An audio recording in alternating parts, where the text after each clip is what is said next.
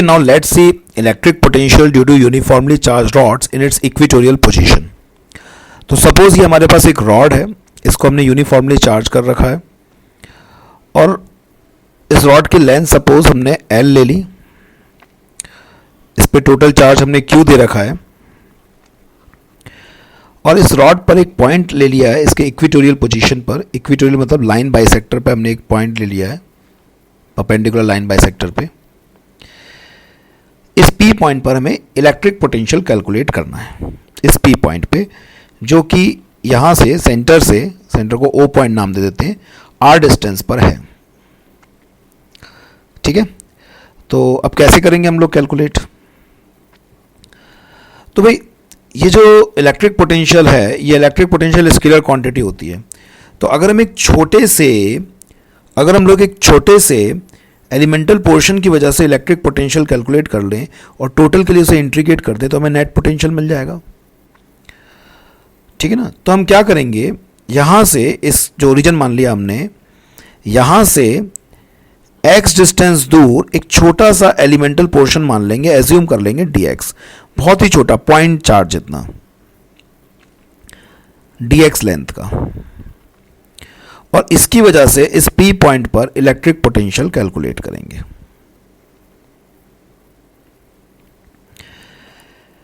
तो सपोज इस dx portion पे dq चार्ज है, टोटल चार्ज q है पर इस dx पोर्शन पे dq चार्ज है. तो इलेक्ट्रिक पोटेंशियल अगर हम लिखें, electric potential due to elemental part dx is given by dx elemental part की वजह से अगर हम पोटेंशियल देखें कितना होगा और उसको नाम दे दें dv, तो वो हो जाएगा k डैश. ठीक है, k डैश dq, क्योंकि उसको हमने पॉइंट चार्ज की तरह ट्रीट किया है, dq upon this distance.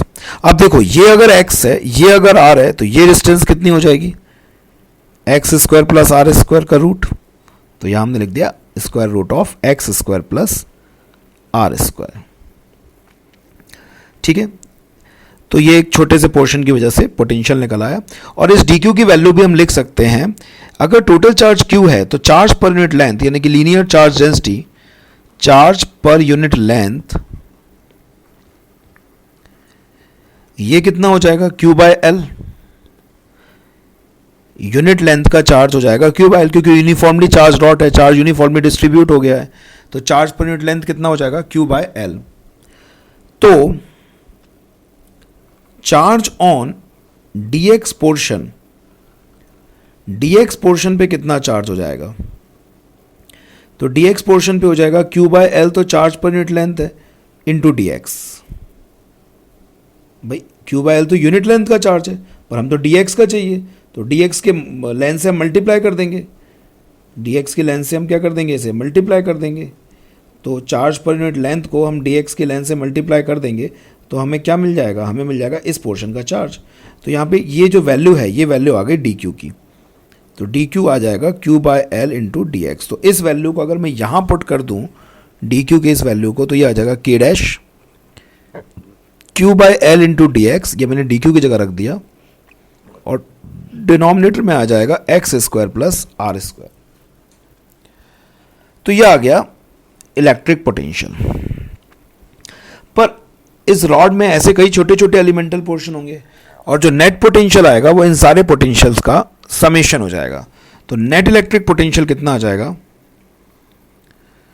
Net electric potential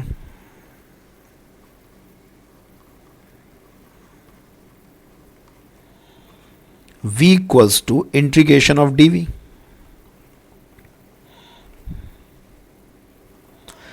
integration of dv मतलब कि k dash q by l dx x square plus are square का इंटीग्रल. ठीक है, और लिमिट x के हिसाब से हो जाएगी, बिकॉज ये हमने ओरिजिन माना है, तो ये वाली डिस्टेंस हो जाएगी माइनस एल बाय टू और इधर हो जाएगा प्लस एल बाय टू. ठीक है, आप जीरो से एल लिमिट नहीं ले सकते क्योंकि जीरो हमने यहां माना है, तो माइनस एल बाय टू से लेके प्लस एल बाय टू तक की लिमिट हो जाएगी. अब सिर्फ इस इंटीग्रल को सॉल्व करना है और हमारा आंसर आ जाएगा। तो देखिए कांस्टेंट तो बाहर आ जाएंगे, के डैश क्यू बाय एल तो बाहर आ जाएगा, और इस लिमिट को बस अब हमें सॉल्व करना है।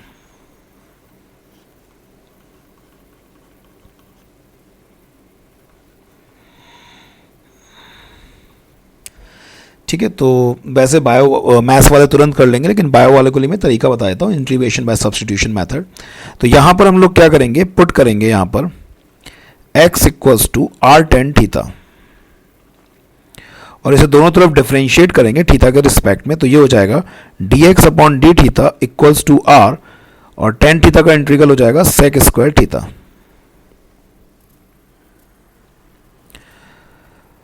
तो dx की वैल्यू हो जाएगी r sec square theta D theta.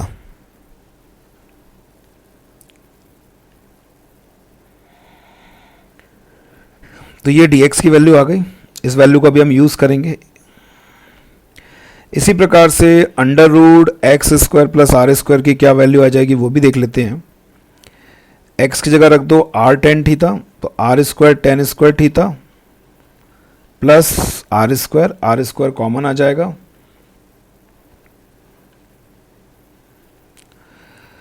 इसके अंदर बचेगा tan square theta plus one, तो ये हो जाएगा square root R square sec square theta, और ये स्क्वायर रूट के बाहर आ जाएगा, तो ये हो जाएगा आर सेक थीटा। तो इसका मतलब इस पूरे की वैल्यू आ गई आर सेक थीटा। तो अब इन दोनों वैल्यूज का हम यहां पर जो ऊपर फॉर्मूला बनाया था उसमें यूज कर लेते हैं। यहां पर तो ये हो जाएगा v इक्वल्स टू के डैश क्यू बाय एल, तो कॉमन ही था, बाहर आ गया था, माइनस एल बाय टू से लेके plus L by two, d x की जगह रख दिया हमने r sec square theta D theta, और यहां पे रखा आर सेक थीटा। ठीक है, अब ये कैंसिल हो गया, सेक थीटा से एक सेक थीटा कैंसिल हो गया, आर से आर कैंसिल हो गया, तो हमारे पास एट द लास्ट बचा के dash Q by L minus L by two से plus L by two sec theta D theta. ठीक है, अब सेक थीटा डी थीटा को हमें इंटीग्रल करना है, और इसका इंटीग्रल होता है log sec theta plus tan theta. ठीक है, तो ये इंटीग्रल हो गया इसका, और limit minus L by two से प्लस एल बाय टू। अब प्रॉब्लम ये है यहाँ पर कि यहाँ पर थीटा की फॉर्म में है जबकि ऑपरेटर, जबकि यहाँ पर हमारे पास जो लिमिट है वो एल की फॉर्म में है, तो हमें इसे एक्स की फॉर्म में बदलना पड़ेगा। ठीक है, तो सेक थीटा की वैल्यू तो हम यहाँ से डायरेक्ट लिख सकते हैं, ये हो जाएगी सेक थीटा की वैल्यू लिखेंगे यहाँ पे, तो ये हो जाएगा x square plus are square upon r, और टेन थीटा की वैल्यू यहां से लिख लेंगे हम लोग, ये देखिए एक्स बाय आर।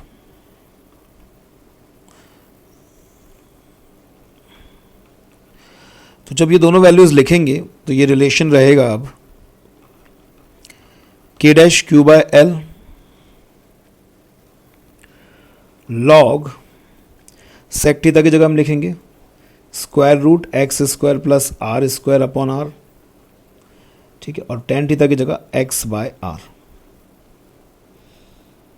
ठीक है, और लिमिट हो जाएगी माइनस एल बाय टू से प्लस एल बाय टू तक। अब फर्दर सॉल्व करते हैं हम इसको, के डैश क्यू बाय एल है ना।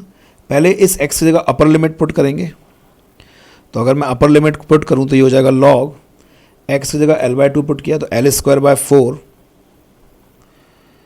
Plus are square upon r plus L by two r. ठीक है, तो ये तो फर्स्ट उसमें आ गया, माइनस लोअर लिमिट, तो minus log l square by 4 plus are square, ये याद रखिएगा ये एल है और ये आर है, कंफ्यूज मत होइएगा, अपॉन आर प्लस नहीं माइनस, क्योंकि जब मैं यहाँ एक्स रखूँगा तो ये माइनस का है इस बार, minus l upon 2r।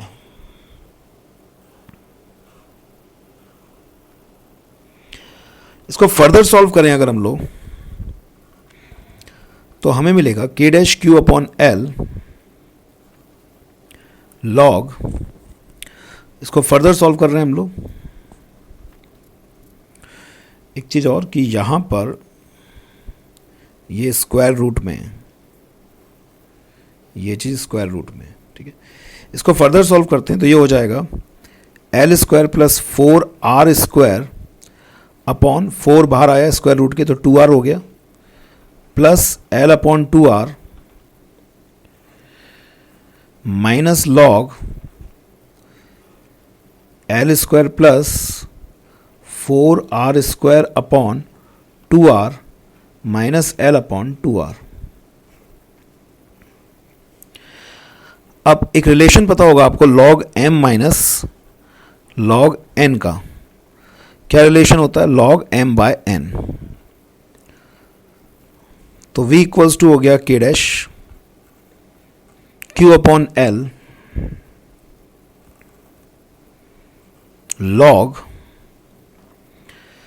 Log m minus log n, ये हो जाएगा लॉग m बाय n, यानी कि l square plus 4r square plus l upon 2r और माइनस, मैं डायरेक्ट लिख रहा हूँ ना, दोनों एलसीएम में आ जाएंगे तो ये आ जाएगा और ये इसमें भी एलसीएम में आ जाएंगे, तो मैं डायरेक्ट ही लिख रहा हूँ, डायरेक्ट सॉल्व कर रहा हूँ इसको, l square plus 4r square minus l upon 2r, log m by n का फॉर्मूला मैंने डायरेक्ट लिख लिया है, लॉग m माइनस n का। तो इसको जब हम सॉल्व करेंगे, और एक छोटी सी गलती फिर से करी, यहाँ स्क्वायर रूट लगाना भूल गया, और ऐसे यहाँ पे भी स्क्वायर रूट आएगा।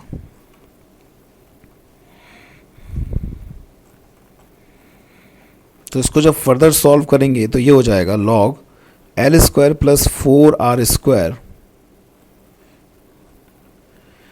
Plus l upon square root l square plus 4r square minus l, ठीक है। तो ये फाइनल रिजल्ट आ गया हमारा।